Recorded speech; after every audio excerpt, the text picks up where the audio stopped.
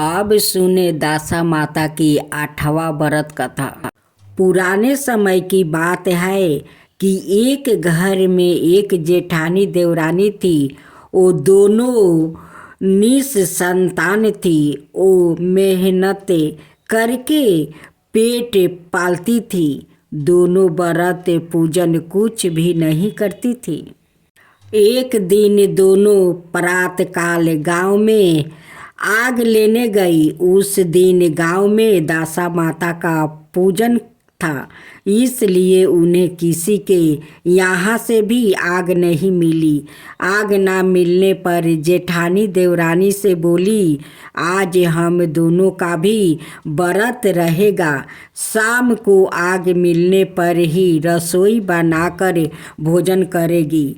शाम हो जाने पर जेठानी अपनी पड़ोसिन के यहाँ से आग लेने गई। पड़ोसिन ने उसे आदर पूर्वक बैठाया।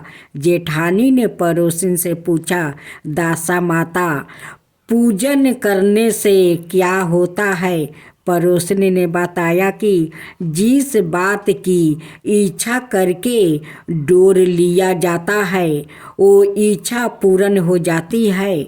जेठानी यह सुनकर पड़ोसिन से बोली, अगली बार जब डोर लेना हो तो मुझे भी बताना, मैं भी डोर लूँगी। जेठानी जैसे ही आग लेकर घर से बाहर आई तो उसे गाय चर कर आती दिखाई दी। गवाला पीछे आ रहा था। उसके कंधे पर एक बछड़ा था और एक गाय बछड़े को चाटते हुए चल रही थी। पड़ोसन ने ग्वाले से पूछा, तुम्हारी गाय के पहली बार पछतावा हुआ है क्या?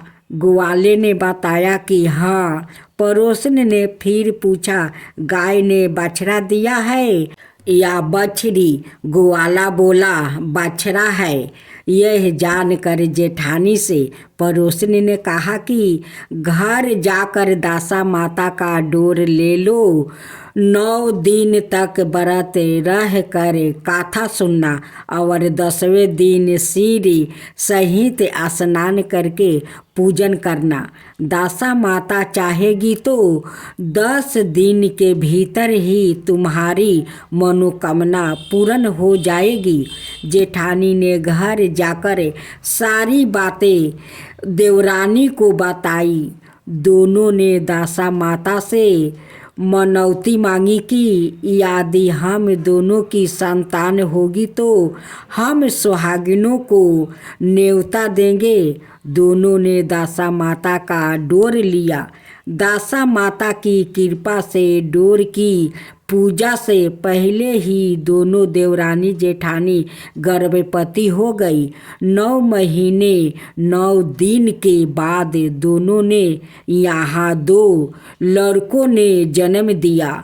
बालकों के नामकरण संस्कार के बाद देवरानी ने जेठानी से कहा, हमने जो सुहागिनों को नेवंतने की मनौती मांगी थी उसे अब पूरा करना चाहिए। जेठानी ने कहा कि अभी ऐसी क्या जल्दी है, जब लड़कों का अन्नप्राशन संस्कार होगा तब सुहागिनों ने न्योता देंगे। जब लड़कों का अन्नप्राशन संस्कार हुआ तब देवरानी ने जेठानी से सुहागिनों को नेवंतने की बात कही, परंतु जेठानी ने बात को टाल दिया और कहा कि लड़कों के मुंडन संस्कार पर सुहागिनों को न्योता देंगे। होते होते कुछ समय बाद लड़कों का मुंडन संस्कार भी हो गया। देवरानी ने जेठानी को सुहागिनों के नेवंतने की बात कही। जेठानी बोली, लड़कों की सगाई के समय ही सुहागिनों को न्योता जाएगी। लड़के बड़े हो गए, उनकी सगाई भी हो गई, परंतु जेठानी ने अब की बार भी सुहागिन नहीं न्योता भेजी। जेठानी बोली, जिस दिन लड़कों के फेरे होगा उसी दिन सुहागिनों को न्योता देंगे। इस पर देवरानी बोली, बहन तुम्हारी जब इच्छा हो तब सुहागिनों को न्योता देना, परंतु मैं तो लगन के दिन ही सुहागिन को न्योता दूंगी। देवरानी ने लगन के दिन ही सुहागिनों को न्योता दिया, परंतु जेठानी ने कुछ भी परवाह नहीं की। लगन के बाद मातु का पूजन करके दोनों दूल्हे बारात सजा कर बेन बाजे सहित बियाहन चल दिया। देवरानी के बेटे का विवाह बड़े धूमधाम से सकुशल पूर्ण हो गया, परंतु जेठानी ने सुहागिनों को न्योता नहीं दिया था। इसलिए दासा माता ठीक फेरे के समय उसे उठा कर ले गई। दूल्हे के सहसा गायब हो जाने के कारण वर कन्या दोनों में हाहाकार मच गया। उसकी बारात खाली हाथ घर लौट कर आई, परंतु लड़की की माता बड़े संकट में पड़ गई। इस अधविवाही लड़की से कौन विवाह करेगा? पड़ोस की चतुर सुहागिनों ने लड़की की माता को समझाया कि विवाह का जो सामान बचा है उस सामान को लड़की के हवाले कर दिया जाए। लड़की भिखारियों को सादा व्रत देने लगी। एक दिन एक साधु तीर्थ यात्रा करता हुआ वहाँ आया। गांव से घने जंगल में एक पीपल का पेड़ था। लोग उस पीपल के पेड़ को पारस से पीपल कहते थे। उसी पेड़ पर दासा माता का निवास था। साधु चलता चलता शाम को उसी पेड़ के नीचे ठहर गया। झाड़ू द्वार ने आकर उसी पेड़ के पास के मैदान में झाड़ू लगाई। भिष्टी ने मकर से वहाँ पर छिड़कवा करवा दिया और माली ने यहाँ फूल बिखर दिया। तब एनक देवता अनेक प्रकार की पोशाक पहन कर आने लगे और स्थान पर बैठने लगे। सबसे बाद में सरग के राजा इंद्र का सिंहासन उतरा। उसी के साथ सरग की अप्सराओं आकर सिंहासन के चारों ओर नाचने लगी। उसी समय अधविवाहे लड़के को गोद में लेकर दासा माता पीपल के पेड़ से नीचे उतरी। इंद्र के साथ सरग से एक सूरा गाय भी आई थी। उसने 2 गिलास दूध दिया था। लड़के ने अधविवाहे के भाग का 1 गिलास अलग रख दिया गया। दूसरे गिलास का दूध भी पी लिया। जब तक अप्सराओं का नाच गाना होता रहा, दासा माता लड़के को गोद में लेकर बैठी रही। परात काल होते ही देवताओं का दरबार भंग हुआ। साधु भी वहाँ से चलकर गांव में आया। साधु महाराज गांव में भिक्षा मांगते मांगते अधविवाह के लड़की के घर पर पहुंचा। लड़की ने आदर पूर्वक साधु को बैठाया और भोजन तैयार किया। लड़की ने 3 पत्तल परोस कर रखे। पहली पतल आधे विवाहे अपने पति के लिए रखी, दूसरी पतल बाबा जी के सामने रखी और एक पतल अपने सामने रखी। बाबा ने अपने आप कहा, वहाँ जो बात मैंने रात वहाँ देखी वही बात यही भी देखने को मिल रही है। लड़की ने पूछा, क्या बात है बाबा जी? साधु बाबा ने बात टालते हुए कहा, हम बैरागी लोग ऐसी अनेक बातें कहते रहते हैं, तुम्हें ऐसी बातों से क्या मतलब है? तुम तो भोजन करो और भगवान का भजन करो। लड़की ने हाथ पकड़ ली। उसने कहा, जब तक आप अपनी कही बात का खुलासा नहीं करेंगे मैं भोजन नहीं करूँगी। इस पर भी साधु बाबा चुप रहे। तब लड़की बोली कि आप साधु है और मैं सती हूँ, आप यह तो अपने कथन को इष्ट कीजिए कि आपने रात में क्या देखा, नहीं तो मैं आपको शराप दे दूंगी। तब साधु बाबा ने रात का सारा खिस्सा कह सुनाया। यह सुनकर लड़की ने बाबा के साथ पीपल के पेड़ के पास जाने का निश्चय कर लिया। साधु बाबा आगे आगे चले और लड़की उनके पीछे पीछे चलती रही। साधु बाबा लड़की को पारस से पीपल के पास से छोड़कर चले गए। संध्या होने पर नीड़ की तरह जमादार ने झाड़ू लगाई। बस्ती ने अपनी मस्तक से पानी का छिड़काव किया और माली ने फूल बिछाया।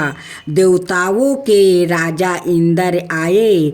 अप्सराओं का नाच गाना आरंभ हो गया। उसी समय दासा माता पीपल के पेड़ पर से उतर कर दरबार में बैठ गई। लड़के ने सूरा गाय का दूध लिया और एक गिलास अर्धविवाही लड़की के लिए रख दिया।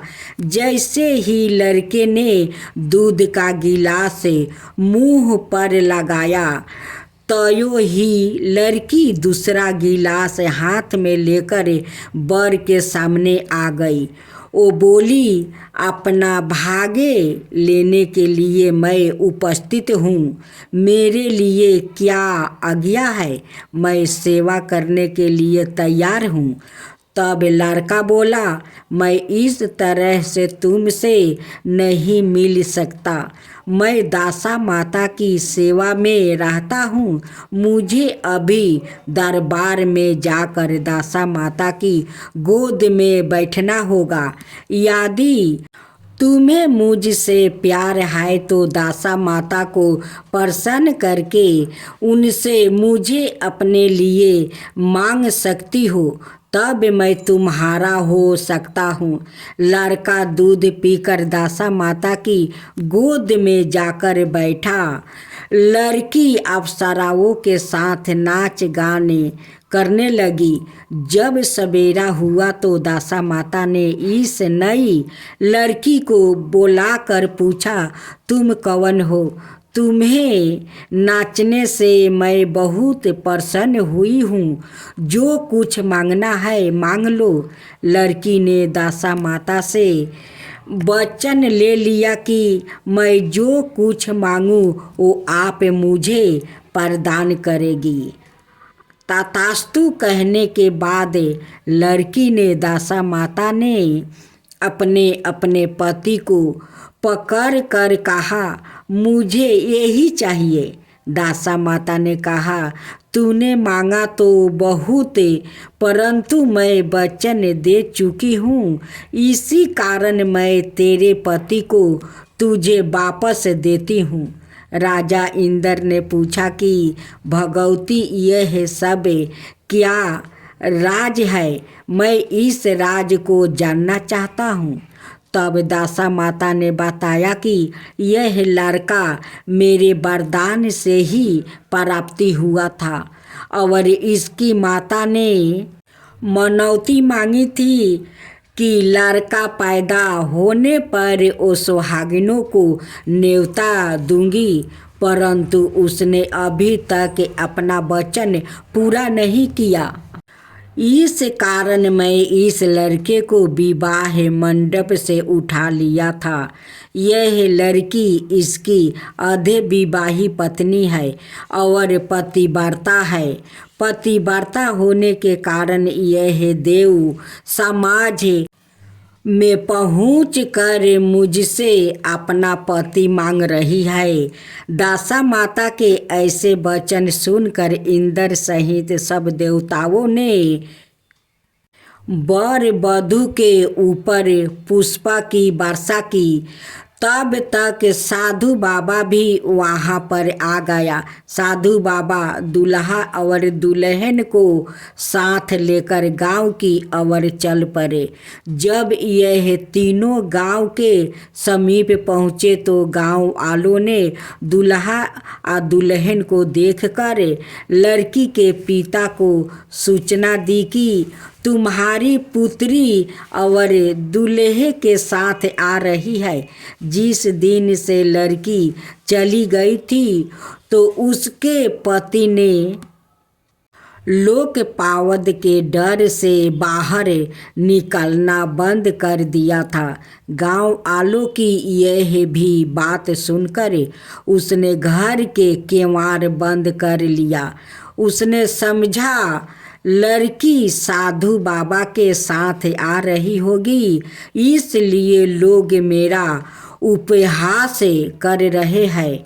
जब गांव के गणमान्य व्यक्तियों ने भी वही बात बताई तब उसने घर के केवाड़ खोले और बाहर निकला। जब उसने चुपचाप अपने द्वार पर लड़की और दामाद को खड़े देखा तो उसकी प्रसन्नता का ठिकाना नहीं रहा। लड़की के पिता ने इस खुशी को मौके पर बहुत दान पुण्य किया और फिर से विवाह की तैयारी की। लड़की ने अपनी माता से कहा कि इस तरह से विवाह नहीं होगा। पहले दूल्हा की माता सुहागिनों को न्योता देकर बारात लेकर आए, तब विवाह के नेग पूरे किए जाए। लड़की के पिता ने लड़के के घर पर खबर भेजी। लड़के की माँ ने पहले सुहागिनों को न्योता दिया, तब बारात चली। बड़ी धूमधाम से विवाह हुआ। वर वधू दोनों अपने घर पर आ गया। वधू की खुशी में लड़के की माता ने दोबारा सुहागिनों को न्योता दिया। उसी समय से विवाह के दिन वर के घर पर सुहागिनों का निमंत्रण की प्रथा चली आ रही है। दासा माता ने जिस तरह सती की दशा बदली वैसे ही वो सभी का कल्याण करे।